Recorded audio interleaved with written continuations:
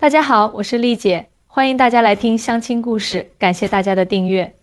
今天要和大家分享的故事是来自一对跨海婚姻的夫妻，大陆姑娘小文和台湾男生阿勋的爱情故事。这个故事让我印象特别深刻，因为小文从一开始的我绝对不可能嫁到台湾去，到后来的我再也不要回大陆了。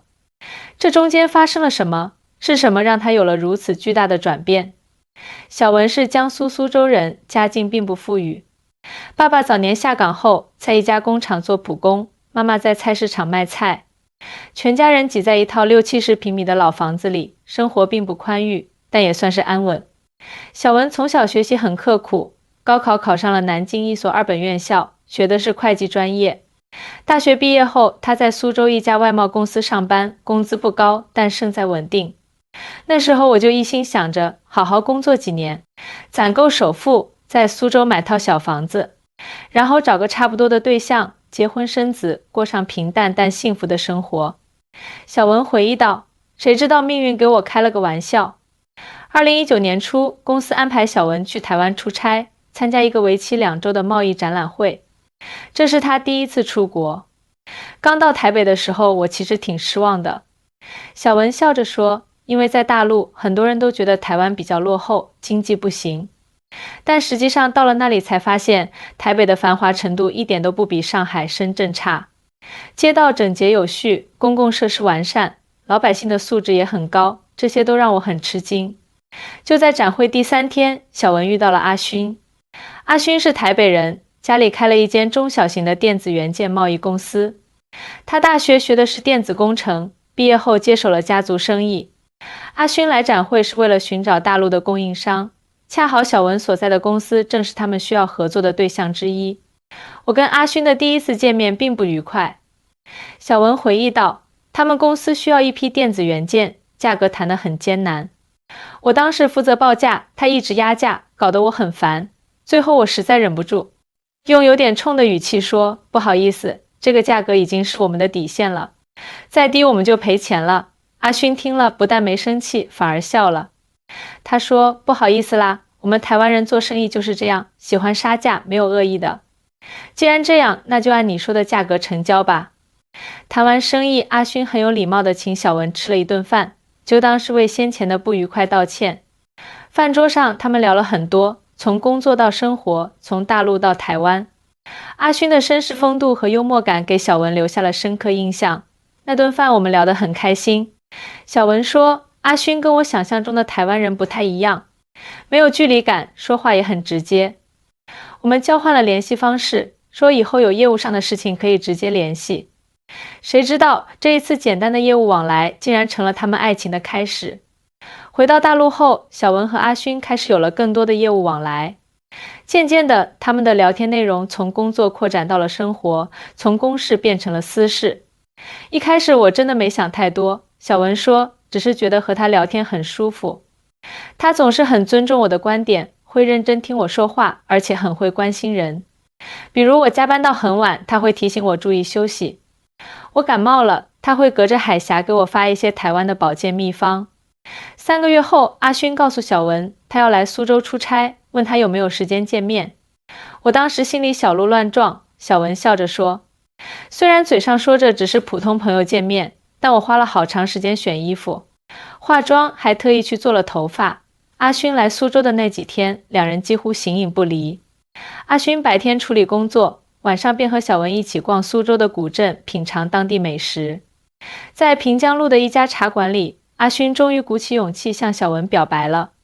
我知道我们相隔两地，未来可能会面临很多困难，但我真的很喜欢你。阿勋认真地说，我不知道这段感情最终会走向哪里，但我想试一试。你愿意和我交往吗？小文心里其实很矛盾，一方面他确实被阿勋吸引，另一方面他又担心两地分隔的恋情难以维系，更别提两岸之间的政治氛围和文化差异了。当时我犹豫了很久，小文说，但最后还是答应了。因为我觉得感情的事情如果连尝试的勇气都没有，那就太遗憾了。就这样，一段跨海恋情正式开始了。恋爱初期，两人靠着视频通话和社交软件维持着感情。每天早上醒来第一件事就是给对方发早安，晚上睡前也会通个电话说晚安。虽然不能天天见面，但这种甜蜜的34云恋爱34也有独特的美好。那时候我觉得距离不是问题，时差不是问题，什么都不是问题。小文回忆道，我们甚至开始规划将来的事情，比如以后住在哪里，结婚的形式，甚至连孩子的教育问题都讨论过。但随着热恋期的逐渐褪去，现实问题开始浮现，首先是家庭的反对。小文的父母得知女儿谈了个台湾男友后，表现得非常反对。我爸妈觉得台湾很远，而且对台湾的印象还停留在上世纪80、90年代的电视剧里，认为那边经济落后，生活条件不好。小文说，他们担心我嫁过去会受苦，更担心我被骗。阿勋的妈妈直接问我，你是不是觉得台湾比较富裕，所以想嫁过来？我当时真的很受伤。小文叹了口气，其实在我的印象里，大陆的经济发展速度已经超过台湾了。我根本没想过要靠嫁人来提高生活质量。除了家人的反对，两人还面临着文化和价值观的差异。比如在政治议题上，他们有时会有不同的看法。在生活习惯上，阿勋习惯了台湾的慢节奏和礼貌含蓄，而小文则更直率大方。在消费观念上，阿勋更注重品质和体验，小文则更务实节俭。有一次我们差点为了一个政治话题吵起来，小文说，后来我们约定不谈政治，只谈感情，这样才慢慢度过了那段艰难时期。异地恋持续了1年多，期间阿勋来大陆看小文5次，小文也去台湾旅游了2次。每次相见都弥足珍贵，分别时的心痛也愈发强烈。最难熬的是分开后的那段时间。小文说，明明前一天还在一起吃饭、看电影、手牵手逛街，第2天就隔着海峡，只能通过手机屏幕见面，那种感觉真的很煎熬。爱情的考验还不止于此。2020年初，新冠疫情爆发，两岸的人员往来几乎完全中断。阿勋和小文已经将近1年没见面了，靠着视频电话勉强维持着感情。就在这个时候，小文的公司因为疫情原因经营不善，开始裁员。小文不幸在第一批被裁的名单中。那段时间真的是我人生中最低谷的时期。小文回忆道，失业，无法见到男友父母的不支持，还有疫情带来的压力，我几乎要崩溃了。阿勋得知这个消息后，毫不犹豫地提出了一个大胆的想法，不如你来台湾发展吧，我们可以结婚，你就能合法在台湾生活和工作了。这个提议让小文既惊喜又犹豫。结婚是人生大事，他不确定自己是否准备好了。而且移居台湾意味着要离开自己熟悉的环境和亲人，去一个陌生的地方重新开始。我当时真的很纠结。小文说，我爱阿勋，也想和他在一起，但我担心到了台湾会水土不服，担心会被他的家人排挤，担心找不到合适的工作，最重要的是我担心自己会后悔。经过几个月的思考和沟通，小文终于下定决心接受阿勋的求婚。2021年初，两人在苏州举行了一个简单的订婚仪式，只邀请了双方的父母和几个亲密朋友参加。订婚那天，阿勋的父母难得的态度缓和了一些。小文说，他们给了我一个红包，说是台湾的传统。虽然没有明确表示接纳我，但至少不再那么明显的排斥了。小文的父母虽然参加了仪式，但脸上的忧虑仍然掩盖不住。特别是小文的妈妈一直在偷偷抹眼泪。我妈后来跟我说，她不是不支持我的幸福，只是担心我嫁得太远，以后照顾不到。小文说，她还特意叮嘱阿勋一定要好好对我，不然她和我爸就算游泳也要游到台湾去找他算账。订婚后，两人开始着手办理各种手续，因为疫情，这个过程比预想的要复杂得多。小文需要办理台湾通行证、结婚证、公证书等一系列文件，阿勋也需要在台湾准备相应的申请和证明。那段时间简直是在跟各种表格和证明材料做斗争。小文笑着说，我和阿勋每天都要交流各种进展，研究政策，跑各种部门，虽然很累，但也让我们的关系更加紧密了。经过近半年的奔波，所有手续终于办妥。2021年8月，小文踏上了前往台湾的飞机，准备和阿勋在台北举行婚礼，并开始他的台湾新生活。登机前，我回头看了看宋基的父母，突然有种恍惚的感觉。小文回忆道：我不知道这个决定是对是错，但我知道人生有时候就需要这样的勇气，为了爱情勇敢一次。小文到达台湾后，阿勋亲自去机场接他。看到分别已久的恋人站在出口处，小文激动得泪流满面。那一刻，我觉得所有的等待和付出都是值得的。小文说，阿勋比视频里更帅、更成熟，给我一种特别踏实的感觉。阿勋开车带小文回了家。他在台北市区有一套约80平米的公寓，虽然不大，但布置得很温馨。客厅里的茶几上摆着一束鲜花和一个写着欢迎回家的小牌子。那是我第一次感受到家的温暖，小文说。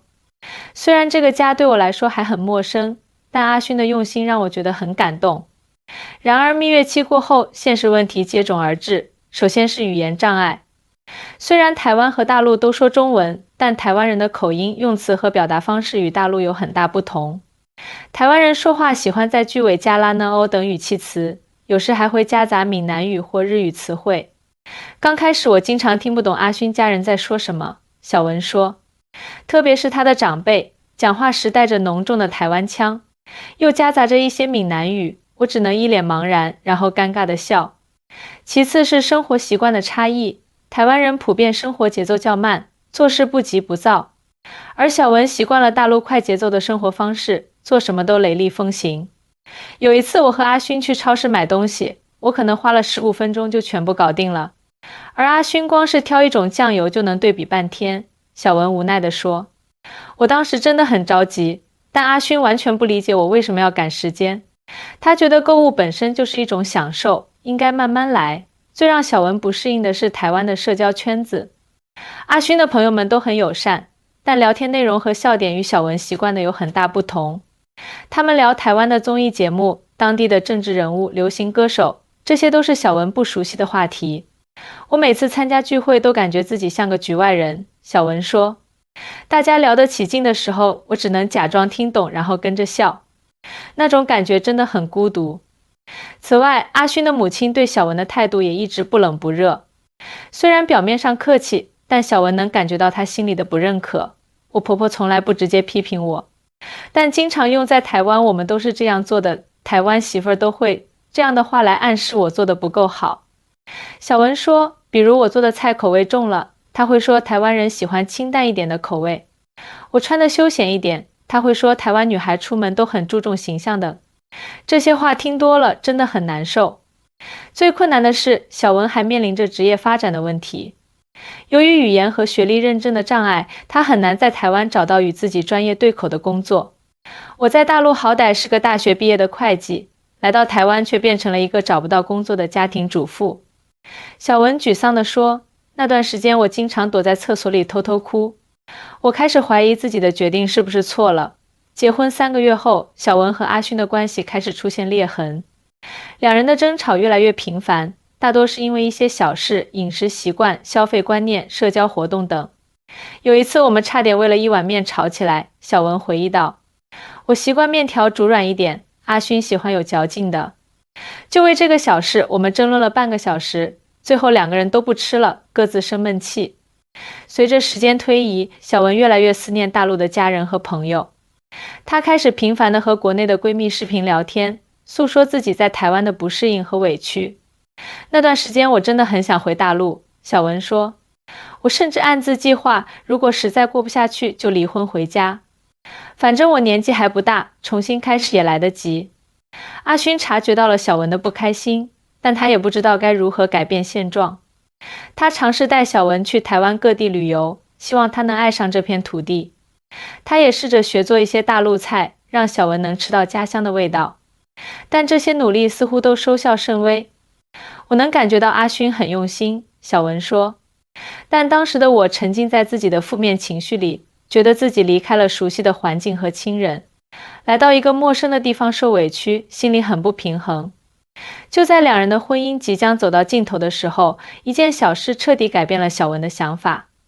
那是结婚半年后的一个周末，小文的婆婆突然打电话邀请他们夫妻俩回家吃饭。当时我心情很复杂，小文说，因为我知道每次去婆婆家都会被各种教育，心里很抗拒，但又不好推辞。到了婆婆家，令小文意外的是，餐桌上摆满了地道的江苏菜，松鼠桂鱼、腌笃鲜、蟹粉豆腐、雪菜毛豆炒肉丝，全都是家乡的味道。我当时愣住了。小文回忆道，这些菜我在台湾从来没吃到过，香味一下子把我拉回了苏州。婆婆笑着说，我知道你想家了。刚好前几天在电视上看到一个江苏美食的节目，就按照上面的菜谱试着做了几道，不知道合不合你的口味。小文一尝，虽然味道和家乡的有些差异，但婆婆明显是花了很多心思的。她忍不住红了眼圈，那一刻我突然意识到，原来婆婆并不是像我想象的那样排斥我，她只是不知道该如何表达关心。小文说，她用她的方式在尝试接纳我，理解我，让我感到家的温暖。饭后，婆婆还拿出了一本厚厚的相册，里面是阿勋从小到大的照片。她一边翻相册，一边给小文讲阿勋小时候的趣事，语气中满是慈爱。她告诉我，阿勋小时候有多调皮，上学时有多认真，工作后有多负责。小文说，我能感觉到他很爱自己的儿子，也正是因为这份爱，他才会对儿媳妇如此挑剔。他希望儿子找到最好的伴侣。临走时，婆婆塞给小文一个红包，说是提前给的压岁钱，希望他新的一年能开心。打开一看，里面是2万台币。那个红包的金额不算多，但对我的意义非凡。小文说，在台湾，长辈给红包是一种传统，表示关心和祝福。婆婆这个举动等于是正式接纳我成为家庭的一员。回家路上，小文一直沉默不语。阿勋问她怎么了，她突然扑进阿勋怀里哭了起来。我那时候才真正理解，原来所有的不适应和委屈，很大程度上源于我自己的心态。小文说，我一直把自己定位成一个外来者，处处与台湾对比，处处觉得不如大陆好。但其实每个地方都有其独特的美好，关键在于你是否愿意去发现和适应。这件小事成为了小文在台湾生活的转折点，她开始主动调整自己的心态，不再把自己当做一个过客，而是真正融入这个新家庭、新社会。在婆婆的鼓励下，小文开始学习闽南语和台湾的方言词汇。她还报名参加了一个台湾文化体验班，专门为陆配开设的课程，帮助他们更好地了解台湾的文化、习俗和生活方式。那个课程真的很有用，小文说。老师是一位在台湾生活了20多年的大陆女性，她分享了很多自己的经验和教训。通过她的课程，我学会了如何处理和婆婆的关系，如何适应台湾的生活节奏，甚至如何做一些地道的台湾小吃。与此同时，阿勋也在努力帮助小文建立自己的社交圈。他介绍了几位同样是陆配的朋友给小文认识，他们很快就成了无话不谈的闺蜜。有了这些朋友，我终于不再感到孤单。小文说，我们有着相似的经历和困惑，可以互相倾诉、支持和鼓励。他们中有人已经在台湾生活了10多年，看着他们如此融入当地生活，我也更有信心了。在职业发展方面，小文决定重新出发。她参加了台湾的会计证照考试，虽然因为政策法规的差异，考试内容比她预想的要难，但她没有放弃。经过半年的努力，她终于拿到了证书。拿到证书那天，我高兴地跳了起来。小文笑着说，那是我来台湾后第一次有真正的成就感。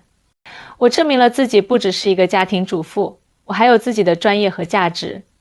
有了证书后，小文很快在一家台资企业找到了会计助理的工作。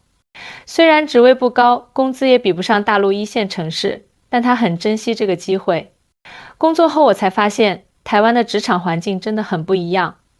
小文说，大家工作节奏没那么紧张，同事之间的关系也更融洽。我的主管知道我是大陆来的，特别耐心地教我台湾的会计制度和软件操作。公司还会定期组织员工旅游和聚餐，让我很快就融入了团队。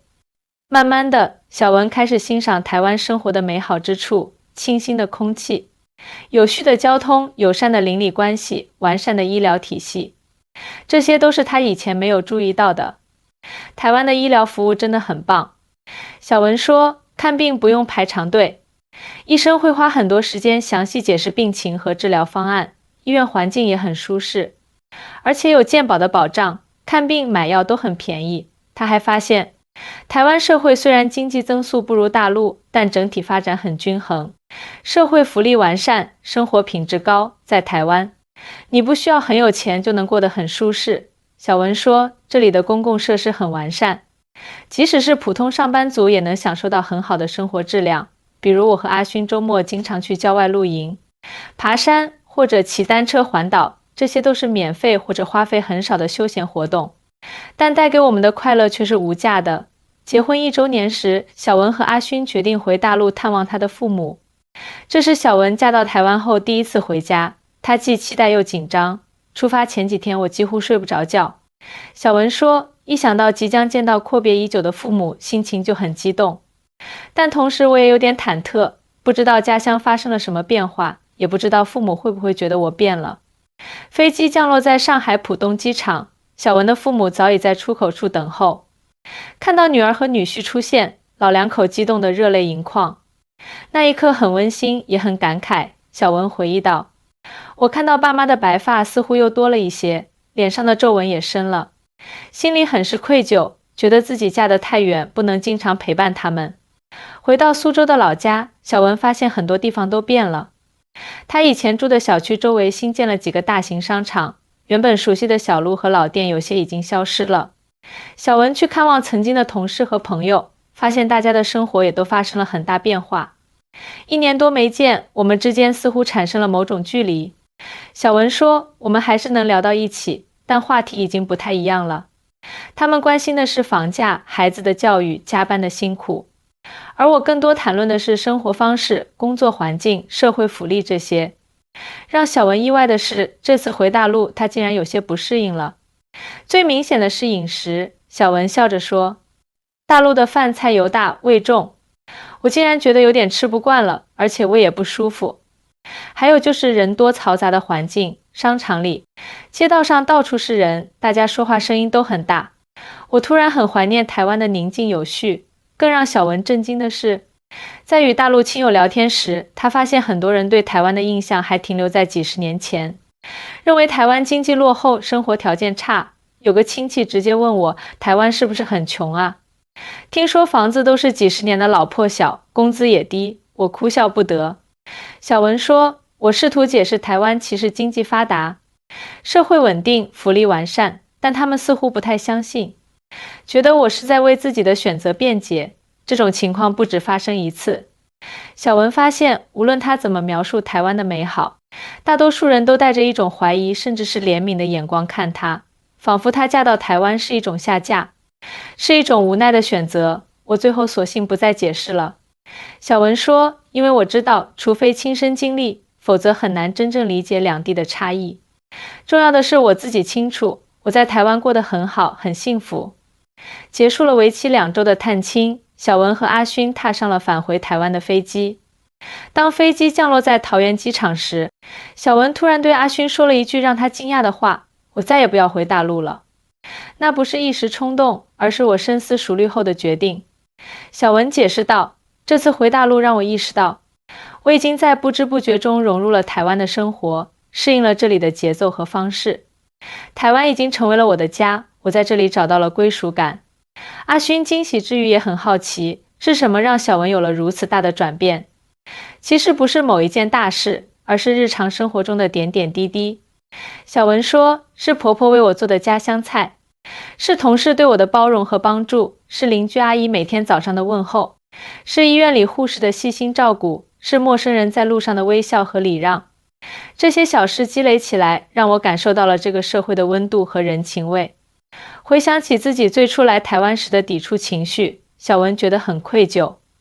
那时候我总是戴着有色眼镜看台湾，处处跟大陆比较，总觉得大陆的东西更好、更先进、更便利。